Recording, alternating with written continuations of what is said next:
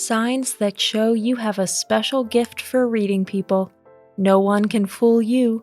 Do you read people like an open book? Some of us are especially gifted and talented at it. It takes good intuition, a touch of gut feeling, and an eye for details. A little life experience can't hurt either, of course. What we might have taken at face value as teenagers quickly loses its power to fool us with age. Superficial phrases and generalities may still impress us at a very young age, but later on, we know a little more about how things work. The following 12 signs are clear indications that you've gotten pretty good at reading people. If you like our videos, feel free to support us with a thumbs up, subscribe to Psychology in Mind, activate the bell for notifications, and get excited for new videos uploaded every day.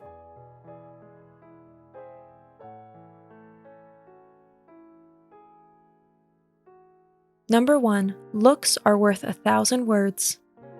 Honest people who have nothing to hide and no lies to conceal maintain eye contact. If, on the other hand, their gaze wanders towards the floor or the tabletop, it shows they'd rather be somewhere else entirely at that moment. In addition, glances that drift to the left or right are also a sign that either the memory is currently being intensely taxed or the imagination has just constructed a bold lie. Number 2. Suddenly, someone is completely different. Changes in a person's behavior can certainly be a dead giveaway. If someone who's normally calm and composed is suddenly visibly nervous, or someone's nice when they otherwise act rather bitchy and brusque, or extremely cheerful and boisterous when they'd usually prefer their own company, these are all indications someone has something to hide. Number 3. Watch them when they feel unobserved. We can learn the most about other people by observing them. This does not mean spying, a la James Bond or Mata Hari. It's enough to stand back and study them in the cafeteria. How do they talk to service staff and housekeepers? Do they tip? How do they behave at the bus stop or when strangers ask them for information or money? Number 4. It's not just the Greeks who bring dubious gifts. A red alert should always be sounded when people show up at your door with gifts for no reason. In this case, gratuitous generosity almost always means that there's an ulterior motive. You should also be careful when the biggest cheapskates and penny pinchers start buying drinks at the bar or coffee on break. Number 5. Someone means too well for us. Our intuition will warn us anyway, but it should be said here once again in all clarity. Only the fewest people sincerely care about the welfare of others.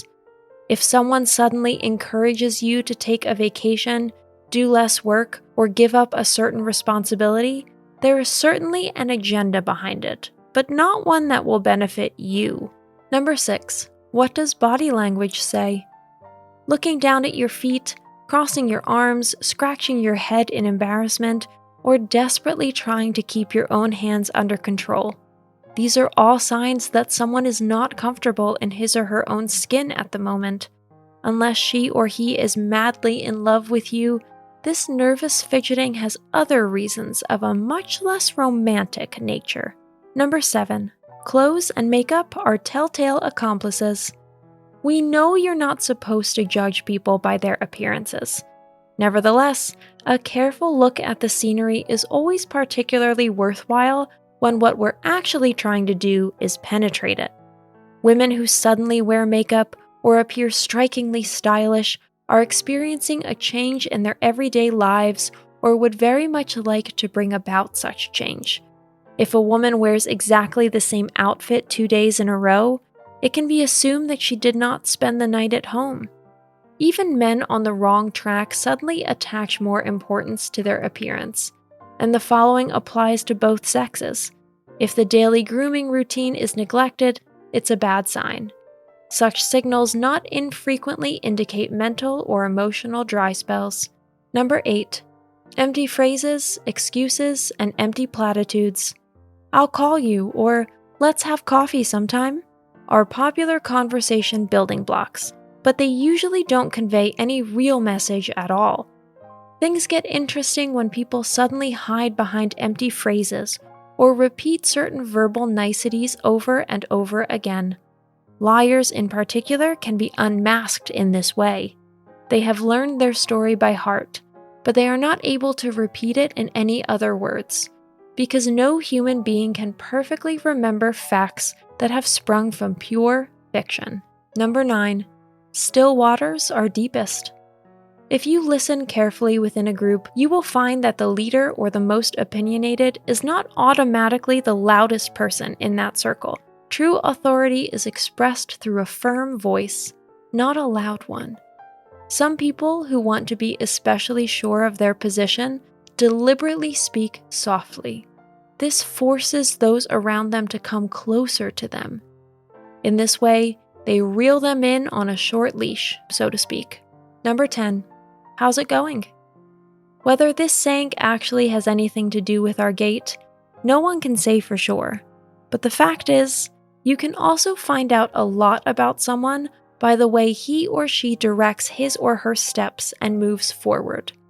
A straight posture with tight shoulders and a forward gaze speaks of self-confidence, a positive body image, and a goal that this person clearly has in mind. On the other hand, a hunched back, a lowered gaze, and dragging the legs as if they were led are indications that not all is well mentally and emotionally with these people. Number 11. What action words are used? Language reveals more about us than anything else. There are strong and weak verbs, and then there are so-called action words. They are brimming with persuasive power and are a clear indication that this person thinks before they speak and probably even chooses their words quite strategically. It makes an enormous difference whether someone begins his sentence with, "I believe that," or with, "I have decided that." There is nothing to shake about a decision.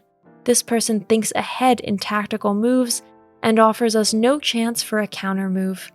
For example, bring about or arrange, empower, intensify, or benefit also fall into this category. People who deliberately make such strong statements do not tolerate any contradiction and are also well prepared for anything that might be said to counter their remarks. Number 12. Where is my mirror phenomenon? When we smile, the normal reaction of our counterpart would be to smile as well. We call this the mirror phenomenon, an unconscious response that we cannot control because it has been ingrained in our DNA since the beginning of evolution. If someone fails to grant us this nonverbal response, they have something to hide. It's all too obvious and unfortunately true. He or she simply doesn't like us. Today's conclusion: life experience makes you picky. With as many people as we meet every day, we're bound to recognize certain behaviors. At some point, we realize in real time when we are being lied to, put off, or taken for granted. It's an exciting thing to get to know your fellow human beings better, but unfortunately, it can also lead to us becoming even more selective about our interactions as the years go by. Thanks for watching. Did you find this information helpful? Do you have experience with it? We would love to hear from you. Leave a comment below and let us know your thoughts. For more resources about mental health, self-improvement, and psychology, visit our website. You'll find the link in the video description where you can also connect with us on social media and sign up for our email list. Take care of yourself and have a beautiful day.